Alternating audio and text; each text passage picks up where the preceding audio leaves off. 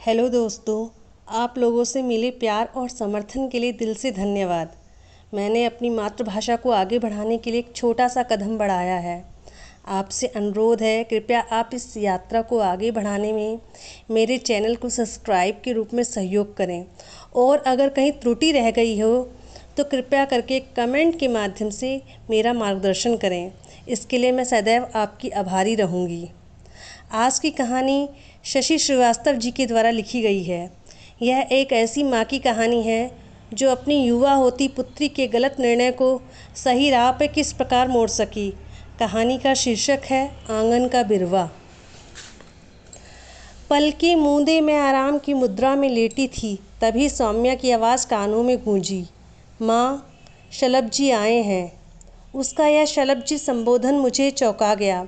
मैं भीतर तक हिल गई, परंतु मैंने अपने हृदय के भावों को चेहरे पर नहीं प्रकट होने दिया। सहज भाव से सौम्या की तरफ देखकर कहा, ड्राइंग रूम में बैठाओ, अभी आ रही हूँ। उसके जाने के बाद मैं गहरी चिंता में डूब गई कि कहाँ चूक हो गई है मुझसे। यह शलभ अंकल से शलभ जी के बीच का अंतराल अपने भीतर कितना कुछ समेटे हुए है। व्यग्र हो उठी मैं। सच में युवा होती बेटी की माँ होना कितना बड़ा उत्तरदायित्व है। जरा सा ध्यान न दीजिए तो बीच चौराहे पर इज्जत नीलाम होते देर नहीं लगती। मुझे धैर्य से काम लेना होगा, शीघ्रता अच्छी नहीं। प्रारंभ से ही मैं यह समझती आई हूँ कि बच्चे अपनी माँ की सुघड़ता और फुहड़ता का जीता जागता प्रमाण होते हैं। फिर मैं तो शुरू से ही इस विषय में बहुत सजग सतर्क रही हूँ। मैंने संदीप और सौम्या के व्यक्तित्व की कमी को दूर कर बड़े सलीके से संवारा है। तभी तो सभी मुक्त कंठ से मेरे बच्चों को सराहते हैं, साथ में मुझे भी। परंतु फिर यह सौम्या, नहीं, इस सौम्या में कोई दोष नहीं, उम्र ही ऐसी है उसकी। नहीं, मैं अपने आंगन की सुंदर सुकोमल बेल को एक बूढ़े जर्जर जीर्ण शीर्ण दरख्त का सहारा ले असमय मुरझाने नहीं दूंगी। अब तक मैं अपने बच्चों के लिए करती आई हूँ, वह तो लगभग अपनी क्षमता और लगन के अनुसार सभी माएँ करती हैं। मेरी परख तो तब होगी जब मैं इस अग्नि परीक्षा में खरी उतरूंगी। मुझे इस कार्य में किसी का सहारा नहीं लेना है, ना ही मायके का और ना ही ससुराल का। मुंह से निकली बात पराई होते कितनी देर लगती है, हवा में उड़ती है ऐसी बातें। नहीं, किसी का भरोसा नहीं करना मुझे, सिर्फ अपने स्तर पर लड़ाई लड़नी है मुझे। बाहर के कमरे में सौम्या और शलभ जी की सम्मिलित हंसी की गूंज मुझे चौंका गई। मैं धीमे से उठकर बाहर के कमरे की तरफ चल पड़ी। नमस्ते भाभी जी। शलभ मुस्कुराए। नमस्ते नमस्ते। मैंने चेहरे पर सजग मीठी मुस्कान थी, परंतु अंतर में मेरे ज्वालामुखी धधक रहा था। कैसी तबीयत आपकी है? उन्होंने कहा। अब ठीक हूँ भाई साहब, बस आप लोगों की मेहरबानी से उठ खड़ी हुई हूँ, कहकर मैं सौम्या को काफ़ी बनाकर लाने के लिए कहा। मेहरबानी कैसी भाभी जी? आप जल्दी ठीक ना होती तो अपने दोस्तों को क्या मैं मुंह दिखाता। मुझे वितृष्णा हो गई थी इस दो मुँहे सांप से। थोड़ी देर बाद मैंने उन्हें विदा किया। मन की उदासी जब वातावरण को बोझिल बनाने लगे, तब मैं उठकर धीमे कदमों से बाहर बरामदे में आ बैठी। कुछ खराब स्वास्थ्य, कुछ इनका दूर होना मुझे बेचैन कर जाता था, विशेषकर शाम के समय। ऊपर से मुझे इस नई चिंता ने जीते जी अधमरा कर दिया था।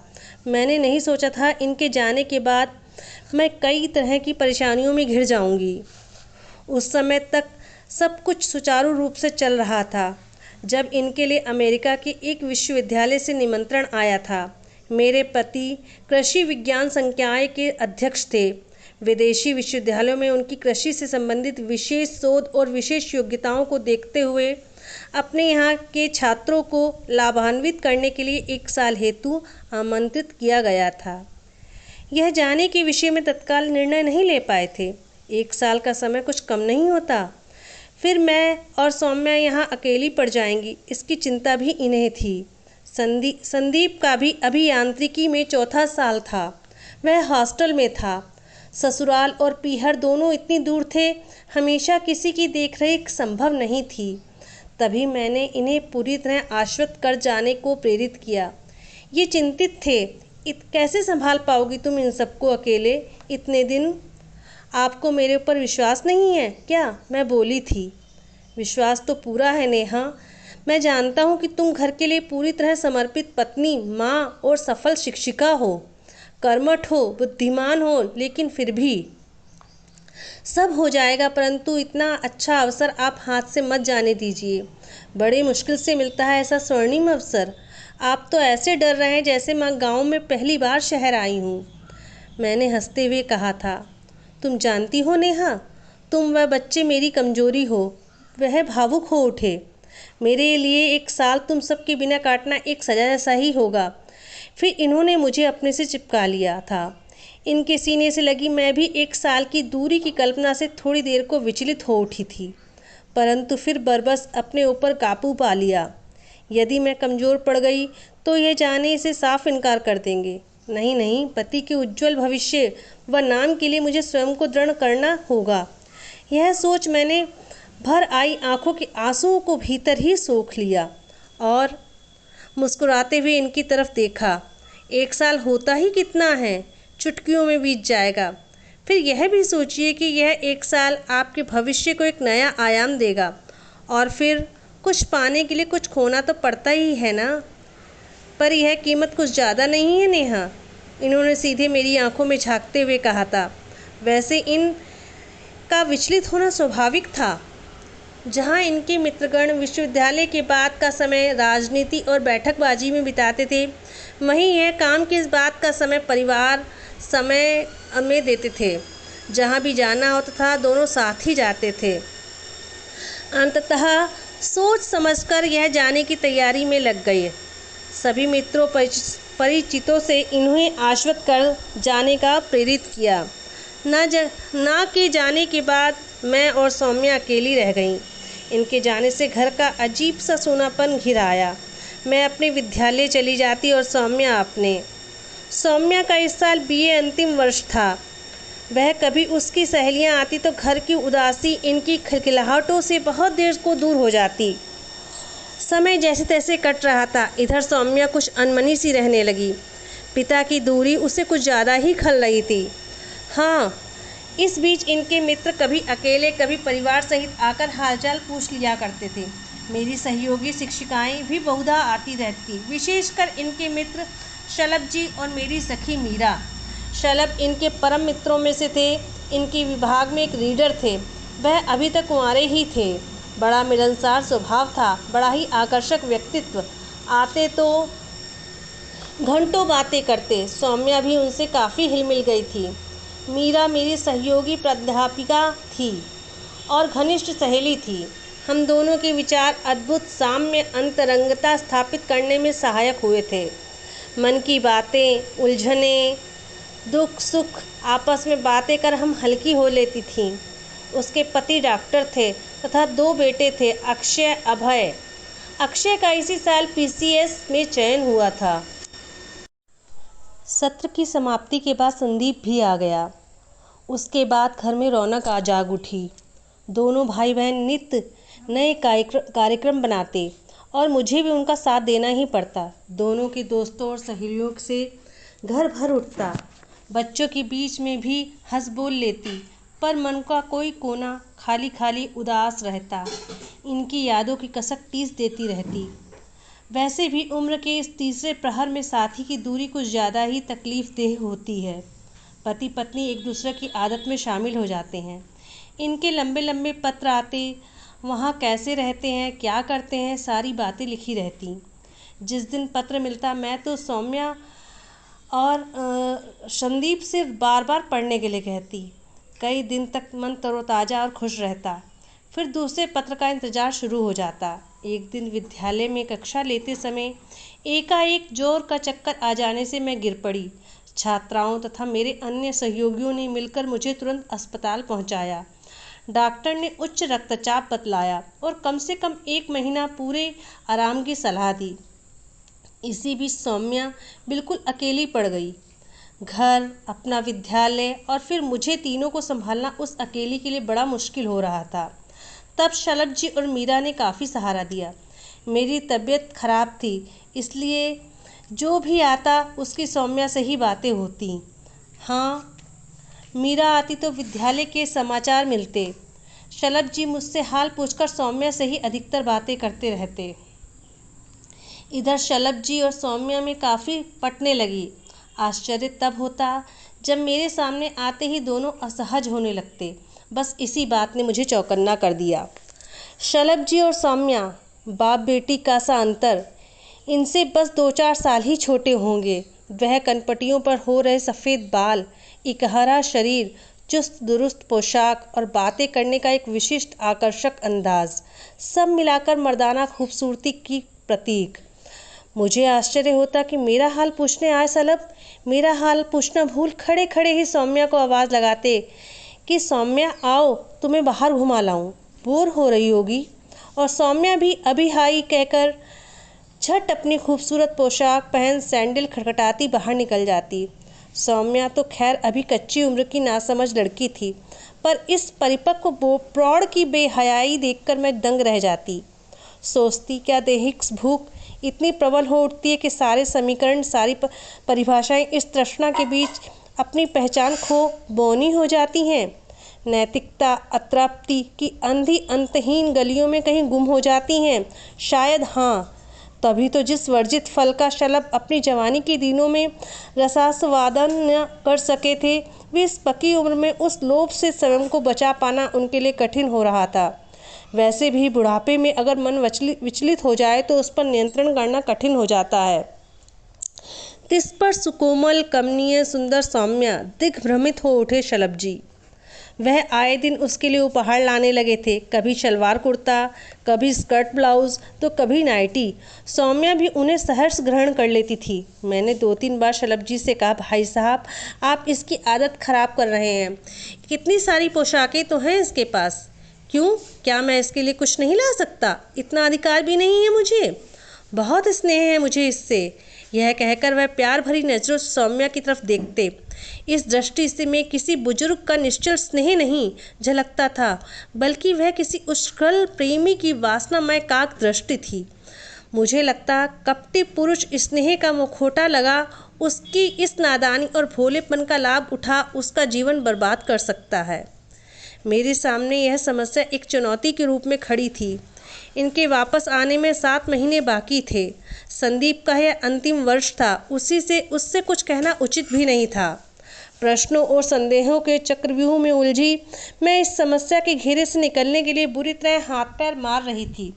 तभी निराशा के गहन अंधकार में दीप शिखा की ज्योति से चमके थे मीरा के यह शब्द, नेहा, सौम्या को तू मुझे सौंप दे। अक्षय के लिए तुझे लड़का ढूंढना ही नहीं पड़ेगा और मुझे सुगढ़ बहू मिल जाएगी। सोच ले, यह लड़की तेरी खटिया खड़ी कर देगी। फिर बाद में मत कहना कि मैंने बताया नहीं था। वह तू मुझ पर छोड़ दे। फिर हम दोनों खुलकर हंस पड़ी। मीरा के कहे इन शब्दों ने मुझे डूबते को तिनके का सहारा दिया। मैंने तुरंत उसे फ़ोन किया, मीरा आज तू सब परिवार मेरे घर खाने पर आ जा। अक्षय अभय से मिले भी बहुत दिन हो गए हैं। रात का खाना साथ ही खाएंगे। क्यों, एकाएक तुझे ज़्यादा शक्ति आ गई है क्या? कहे तो 10-20 लोगों को अपने साथ ले आऊं? उसने हंसते हुए कहा, नहीं नहीं, आज मन बहुत ऊब रहा है, सोचा घर में थोड़ी रौनक हो जाए। अच्छा जी, तो अब हम नौटंकी वाले हो गए हैं क्या? ठीक है भाई, आ जाएंगे सरकार का मनोरंजन करने के लिए, हंसते हुए कहा उसने। मन मस्तिष्क पर छाया तनाव का कोहरा काफ़ी हद तक छट चुका था। मैं नए उत्साह के साथ शाम की तैयारी में जुट गई। रमिया को निर्देश दे मैंने कई चीज़ें बनवा ली थीं। सौम्या ने सारी तैयारियां देखकर कहा था, माँ क्या बात है, आज आप बहुत मूड में हैं। यह इतना सारा खाना क्यों बन रहा है? बस वो, अब तो तबीयत एकदम ठीक है और शाम को मीरा, अक्षय, अभय और डॉक्टर साहब सभी आ रहे हैं। खाना यहीं खाएंगे। अक्षय नौकरी मिलने के बाद पहली बार घर आया है ना, मैंने सोचा एक बार खाने पर बुलाना ही चाहिए। हाँ, तू भी घर पर ही रहना, मैंने कहा। पर माँ, मेरा तो शलभ जी के साथ फिल्म देखने का कार्यक्रम था। देख बेटी, फिल्म तो कल भी देखी जा सकती है। आंटी सबके साथ आ रही है ना, मेरे सिवा एक तू ही तो है इस घर में, तू भी चली जाएगी तो कितना बुरा लगेगा उन्हें। ऐसा कर, तू शलभ अंकल को फ़ोन करके बता दे कि तू नहीं जा पाएगी। मैंने भीतर की चिढ़ को दबाते हुए प्यार से कहा। ठीक है माँ, सौम्या ने अनमने ढंग से कहा। शाम को मीरा, डॉक्टर साहब, अक्षय, अभय सभी आ गए। विनोदी स्वभाव के डॉक्टर साहब ने आते ही कहा, बीमारी से उठने के बाद आप और तरोताज़ा और खूबसूरत लग रही हैं नेहा जी। क्यों, मेरी सहेली पर नीयत खराब करते हो इस बुढ़ापे में? मीरा ने पति को टोका। लो, सारी जवानी तो तुम पे दाएं बाएं देखने नहीं दिया, अब इस बुढ़ापे में तो बख्श दो। उनकी इस बात पर जोर का ठहाका लगा। सौम्या ने भी बड़ी तत्परता और उत्साह से उन सबका स्वागत किया। काफ़ी नाश्ते के बाद अक्षय अभय से बातें करने लगी। मैंने अक्षय की ओर दृष्टि घुमाई। ऊंचा लंबा अक्षय, चेहरे पर शालीन मुस्कुराहट, डंभ का नामो निशान नहीं, हंसमुख मिलनसार स्वभाव, सच सौम्या के साथ सटीक जोड़ी रहेगी, मैं सोचने लगी। डॉक्टर साहब और मीरा के साथ बातें करते हुए भी मेरे मन का चोर अक्षय और सौम्या की गतिविधियों पर दृष्टि जमाए बैठा रहा। मैंने अक्षय की आंखों में सौम्या के लिए प्रशंसा के भाव तैरते देख लिए। मन थोड़ा आश्वस्त हुआ, परंतु अभी सौम्या की प्रतिक्रिया देखनी बाकी थी। बातों के बीच ही सौम्या ने कुशलता से खाना मेज पर लगा दिया। डॉक्टर साहब, मीरा तो सौम्या के सलीके से परिचित ही थे। सौम्या के मोहक रूप और दक्षता ने अक्षय पर भी काफ़ी प्रभाव डाला। खुशगवार माहौल में खाना खत्म हुआ तो अक्षय ने कहा, आंटी आपसे मिले और आपके हाथ का स्वादिष्ट खाना खाए बहुत दिन हो गए। आज की यह शाम बहुत दिनों तक याद रहेगी। विदा होने तक अक्षय की दृष्टि सौम्या पर टिकी रही। सौम्या हंसती बोलती भी बीच बीच में सोचने सी लगी, मानो बड़ी असमंजस में हो। चलते चलते डॉक्टर साहब ने मीरा को छेड़ा, मैडम आप सिर्फ खाना ही जानती हैं या खिलाना भी? मीरा ने उन्हें प्यार भरी आंखों से घूरा और झट से मुझे और सौम्या को दूसरे दिन रात में खाने का न्योता दे डाला। मेरे लिए तो मुंह मांगी मुराद थी अक्षय और सौम्या को समीप लाने के लिए। दूसरे दिन जब शलभ जी आए तो सौम्या में कुछ ज़्यादा ही उत्साह नहीं दिखाया। फिल्म के लिए उन्होंने पूछा तो उसने कहा, आज मीरा आंटी के यहाँ जाना है माँ के साथ, इसलिए उसने पूरी बात अधूरी छोड़ दी। वह थोड़ी देर बैठने के बाद चले गए। मैं भीतर ही भीतर पुलकित हो उठी। मुझे लगा प्रकृति शायद स्वयं सौम्या को समझा रही है कि और यही मैं भी चाहती थी। दूसरे दिन शाम को मीरा के यहाँ जाने के लिए तैयार होने से पहले सौम्या ने कहा, सौम्या आज तू गुलाबी साड़ी पहन ले। कौन सी? वह जारजट की जरी किनारे वाली? हाँ, वही। इस साड़ी के लिए हमेशा नानुकर करने वाली सौम्या आज चुपचाप वही साड़ी पहन ली। मेरे लिए बहुत आश्चर्य की बात थी। गुलाबी साड़ी में खूबसूरत सौम्या का रूप और भी निखर आया। ना चाहते हुए भी एक बार फिर मेरी दृष्टि उसके ऊपर चली गई। अपलक ठगी सी कुछ क्षण तक मैं अपनी मोहक सलोनी बेटी का अप्रतिम अनुपम निर्दोष सौंदर्य देखती रह गई। चलिए ना माँ, क्या सोचने लगी? सौम्या ने ही उबारा था इस स्थिति से मुझे। मीरा के घर पहुँचते पहुँचते हल्की हल्की सांझ घिर आई थी। डॉक्टर साहब, मीरा, अक्षय सभी लान में ही बैठे थे। अभय शायद अपने किसी दोस्त से मिलने गया था। हम दोनों जब उनके समीप पहुंची, सभी की दृष्टि कुछ पलकों सौम्या पर स्थिर हो गई।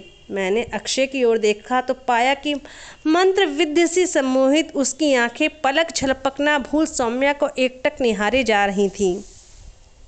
अरे भाई, इन्हें बिठाओगे भी तुम लोग कि खड़े खड़े ही विदा करने का इरादा है? डॉक्टर साहब ने सम्मोहन भंग किया।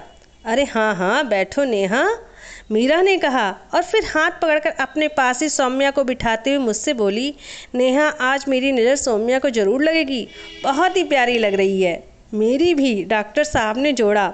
सौम्या शर्मा उठी। अंकल क्यों मेरी खिंचाई कर रहे हो? इसलिए कि तू और लंबी हो जाए, उन्होंने पट से कहा और सब जोर से हंस पड़े।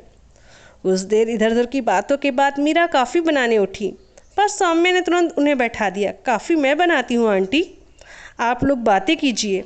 हाँ, मैं यही कहना चाह रहा था कि बेटी, इनके हाथ का काढ़ा पीने का से बेहतर है ठंडा पानी पीकर संतोष कर लिया जाए। डॉक्टर साहब ने मीरा को तिरछी दृष्टि से देखकर कहा। हम सभी हंस पड़े।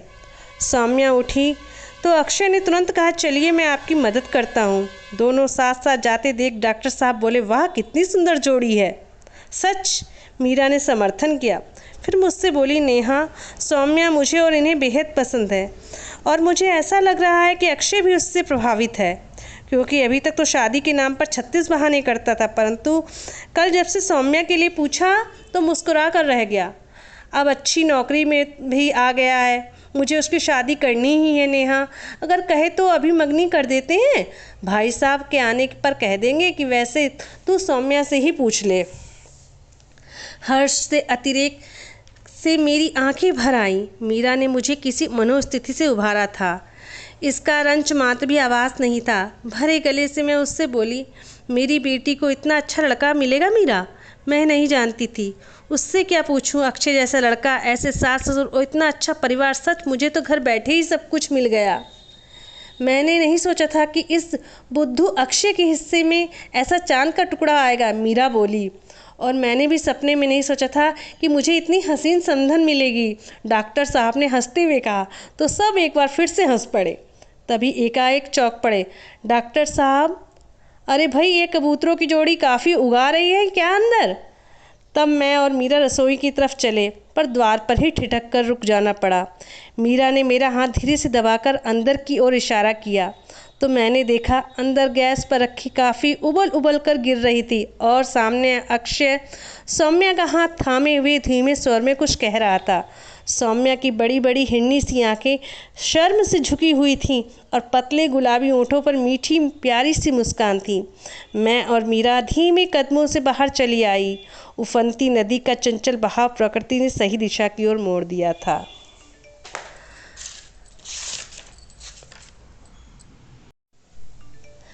इस प्रकार इस कहानी का एक सुखद अंत हुआ। अंत में मैं यह कहना चाहूँगी, आप मुझे और मुझसे किस साहित्यकार की कहानी सुनना चाहेंगे, कमेंट के माध्यम से आप मुझे बता सकते हैं।